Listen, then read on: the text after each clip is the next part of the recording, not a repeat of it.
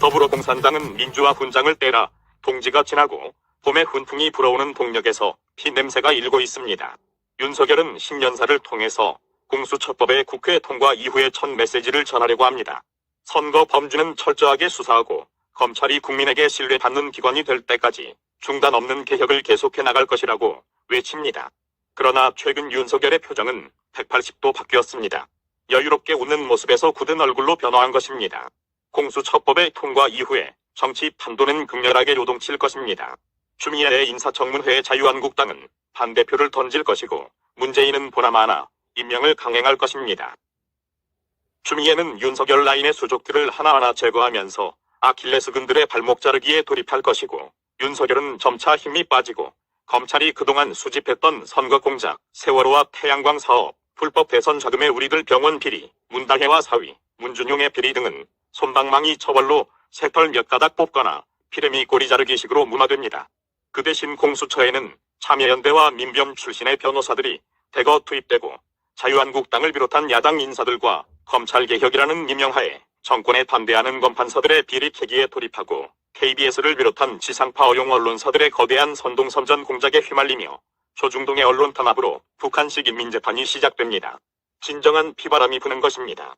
2020년 총선에서 국민들이 판을 뒤집으면 될 것이라는 것은 꿈꾸는 개소리입니다. 좌익들은 이미 모든 상황에 대한 판을 짜놓았고 끝까지 꼼수를 부릴 것입니다.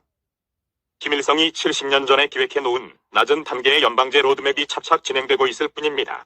자유대한민국이 끝난 이유는 문정권이 저출산 대책이랍시고 동남아인과 중국인, 조선족들을 작년 대비 500% 이상 대거 이민시키고 있으며, 더불어공산당의 장기 집권 플랜 속에는 한국을 미국, 프랑스처럼 다인종, 다국적 국가로 만들어가고 있기 때문입니다. 다인종 500만 명을 이민받아서 이들에게 참정권을 준 이후 대퇴문으로 만들면 영구 집권이 가능합니다. 지금 전라도는 기계와 농법으로 인구수가 엄청나게 줄었으며 전라도민들은 전국의 대도시로 분산 침투하여 정부, 국회, 경검찰, 법원, 기업 노조, 전교조, 학원가 등의 각종 이권 단체의 노른자위를 모두 차지했습니다. 전라도 땅의 공백은 조선족을 비롯한 탈북자 간첩과 외국인으로 메꾸려는 시도입니다.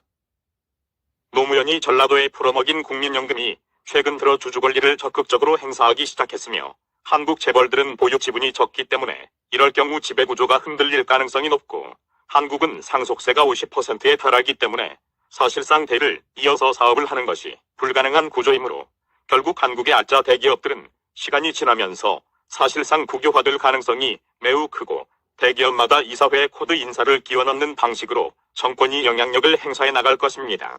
사실상 합법적인 기업주 기기로서 모든 대기업은 북한 공산당처럼 국유화되어 흡수될 것입니다. 더구나 최근에는 재건축 초과이익 환수라는 구미 선진국 어디에서도 찾아볼 수 없는 법률이 헌재에서 합헌 판결이 나왔고, 이것은 더불어공산당이 주장하는 토지공 개념으로 가는 큰 그림의 일부입니다. 자유대한민국이 사회주의 체제의 공산화 단계로 자연스럽게 넘어가는 것입니다. 공수처법에 의해 2020년 6월까지 윤석열이 죽느냐 문재인이 죽느냐의 갈림길에 선 것이며, 이것은 자유대한민국이 죽느냐 종북 좌익들이 소탕되느냐의 진검승부로 나타날 것입니다. 윤석열이 살고 자유대한민국이 살려면 문재인을 내란의환죄로 전격 체포하는 길밖에는 묘수가 없습니다.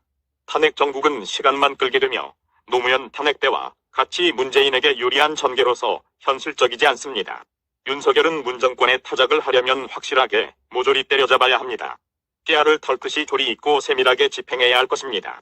내란의환죄를 비롯한 모든 범법과 비리의 증거가 윤석열의 손아귀에 쥐어져 있다고 봅니다. 이제 윤석열의 결심만 남았습니다. 2020년 경자년에 검찰이 경자서화를 당하지 않으려면 폭군 문산군을 폐위시키는 중종관정의 시대를 열어야 합니다. 금년 6월 이전에 이 계획은 반드시 실현되어야 하며, 그렇지 않으면 자유대한민국은 국가부도의 날, 미군 철수, 제2의 6.25 사변, 내란 또는 내전으로 치달을 것입니다. 대한민국 패망이 얼마 남지 않았습니다.